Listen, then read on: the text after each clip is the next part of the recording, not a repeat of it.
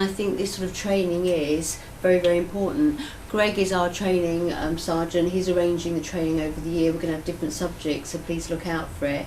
But I'm really trying to get a bit more integration, because I think in the past it's been like, if you're an actor and you're actor, and if you're Southall, you're Southall. And I want to make it so that if you want to do something and go across, then we can do that, as long as we are working primarily with your own area. So just to give you about Code G, which is an area where you're potentially going to have problems in custody if you don't know what you're doing. It's also an area where you can potentially have trouble with the DPS and complaints if you get it wrong.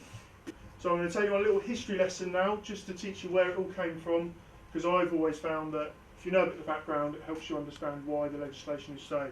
So the year that time began, as far as we're concerned with Code G, is 2005.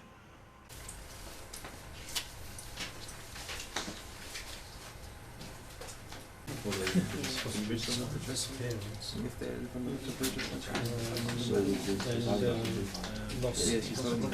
you want it each time or just each area? Because there's a couple. Because you've been arrested before, so I'm going to have to go through and ask you a few questions. No worries. You're out of the cuffs, you put your hand in the cap, please. All right.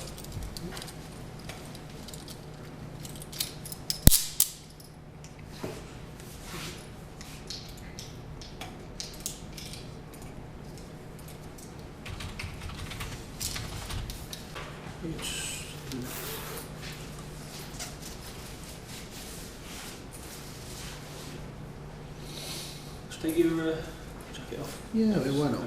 A bit chilly, but yeah, it's all right. Get a glass of water, sunshine.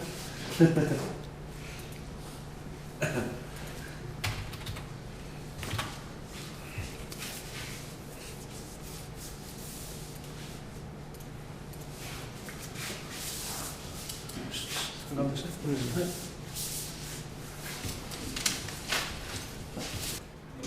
Right, mate, what time did you get to the 11:45. Cheers. And what time was the arrest? 11:30.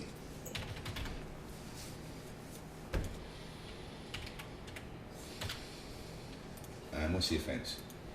Fifth. Shoplifting fifth. Theft shoplifting.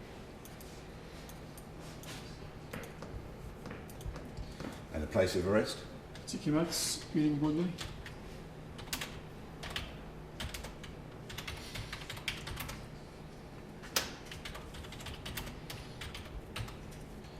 And the circumstances? We recalled from Sgt Max, the security officer saw him taking some items from the shop, putting it in his bag, and he exited the shop without making any attempt to pay. We went there, I asked him if he'd done it, he refused to say anything. He just gave a statement that his friend told him to do it, but he refused to sign it. Okay, lovely. And the reason to arrest him now? To prevent further loss of property and to investigate it further. And to? Investigating. So for a prompt and effective? Correct. Investigation as well. Oh, lovely. Today was very good. It taught me a lot of things I didn't really learn at Hendon. More into detail about ID cop plan and actually presenting to custody. You don't really get that kind of training at Hendon. It's really given me a lot more confidence to actually present someone's custody now. It's good.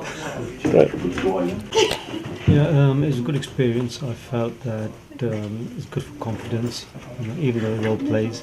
I did learn today, specifically, filling in a few details on the forms and so on. Overall, it's a good experience. So I attended the custody training today. It was very well organised, a very realistic environment with tricky scenarios and a lot of well-played role actors. Overall, the benefit was to increase my confidence in dealing with custody reporting and filling out the processes of the books and searching people, individuals, etc. Attended the custody training today. I must say it was very, very, very good. It allowed me to put everything I've learnt into practice. I'm now feeling very confident. Yeah, thank you.